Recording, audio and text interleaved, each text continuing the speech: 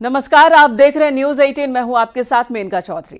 सदस्यता अभियान के दौरान यूपी बीजेपी के सदस्यों की संख्या में तेजी से बढ़ोतरी हो रही है। पिछले एक महीने में पार्टी ने रिकॉर्ड 1,90,00,000 सदस्य बनाए। वहीं उत्तराखंड में भी बीजेपी अपने पिछले टारगेट 16 लाख के आंकड़े को पार करने ही वाली है। हालांकि इस बार उत्तराखंड में बीजेपी का टारगेट 20 लाख सदस्य बनाने का है।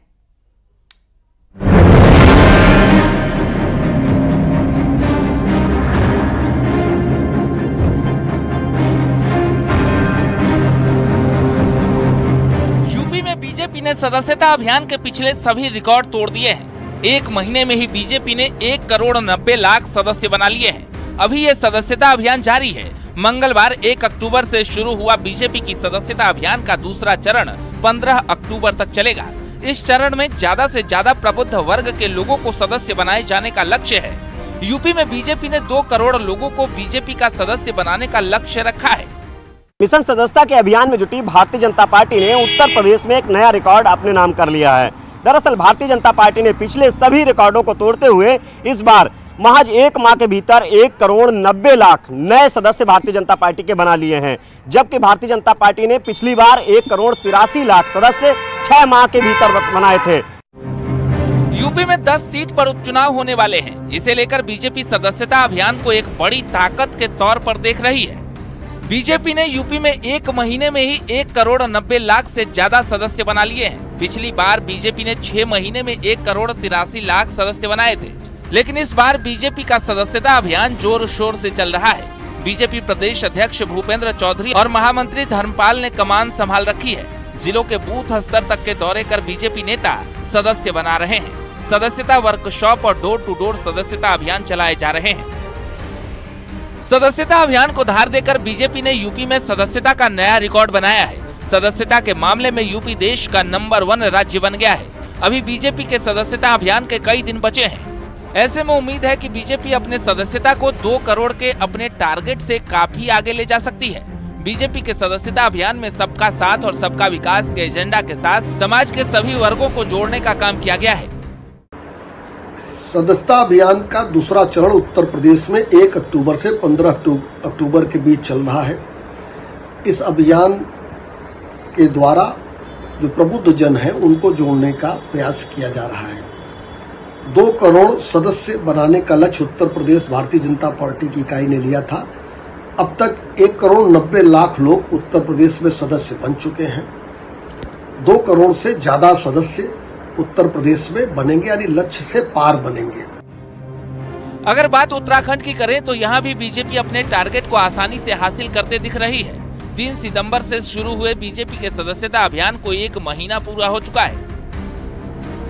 3 अक्टूबर तक बीजेपी के उत्तराखंड में 15,50,000 मेंबर बन चुके हैं। प्रदेश उपाध्यक्ष का दावा है कि जल्द ही 16 लाख मेंबर पूरे हो जाएंगे।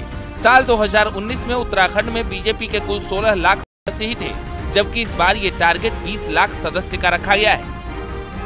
फिलहाल बीजेपी एक सदस्य जोड़कर उस मुकाम को हासिल करने की कोशिश कर रही है, जिससे आगामी उपचुनाव में बढ़त बनाई जा सके।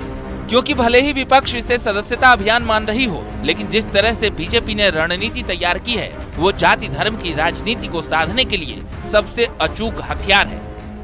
और अभी सदस्यता के कई दिन शेष हैं। बीजेपी ने जो 2 करोड़ का सदस्यता का लक्ष्य रखा था, अब 2 करोड़ के ज्यादा आंकड़े को भारतीय जनता पार्टी पूरा करेगी और ये भी एक भारतीय जनता पार्टी के नाम नया रिकॉर्ड होगा। कैमरामैन अनिल के साथ संकेत मिश्रा, न्यूज 18 लखनऊ।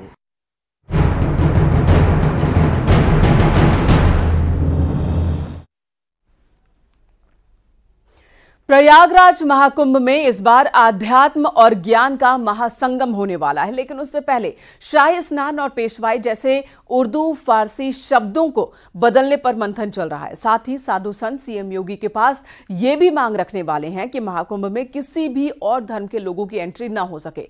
संतों के इस डिमांड पर भी सियासत शुरू हो चुकी है।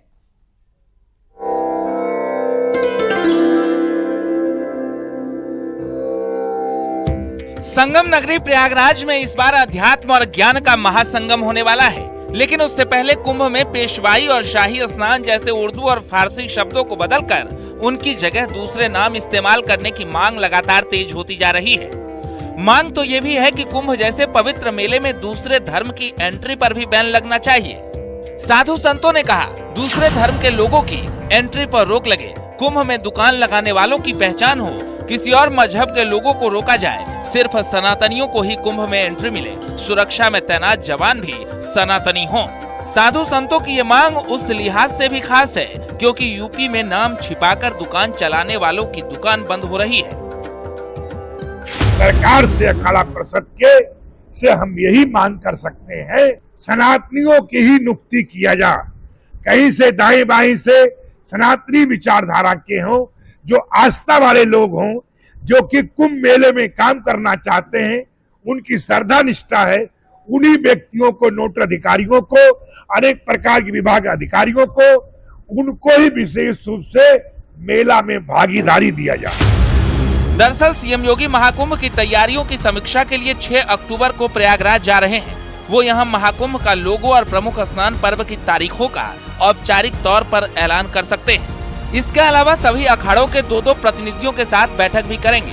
सीएम योगी के साथ संतों की बैठक के लिए अखाड़ों के महात्माओं को निमंत्रण भेजा जा चुका है, लेकिन उससे पहले शाही स्नान जैसे उर्दू और फारसी शब्दों को बदलने को लेकर सियासत भी तेज है। देखिए, माननीय मुख्यमंत्री जी की, योगी आदित्यनाथ जी की कुल उपलब्धि इतनी है 7.5 साल में कि वो बेचारे केवल नाम बदल पा रहे हैं, कभी स्टेशन का, कभी गांव का, कभी सड़क का, कभी किसी योजना का। आगामी जनवरी माह से शुरू होने वाले महाकुंभ को अंतर्राष्ट्रीय स्तर पर लोकप्रिय बनाने और उसकी साथ में और 4 चांद लगाने के लिए माननीय मुख्यमंत्री योगी आदित्यनाथ जी पूरी शिद्दत से लगे हैं, पूरी गंभीरता से लगे हैं। ऐसे में अगर कोई नए प्रयोग किए जाएं, नई चीज़ें इस्तेमाल की जाएं, तो उससे निश्चित रूप से महाकुंभ की गरिमा बढ़ेगी।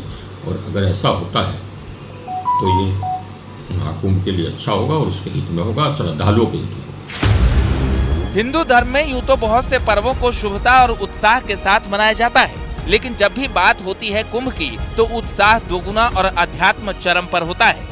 इस बार प्रशासन कुंभ मेले के लिए विशेष व्यवस्था करने में जुटा है, तो साधु संत भी अपनी मांगों के साथ तैयारियों में जुटे हैं।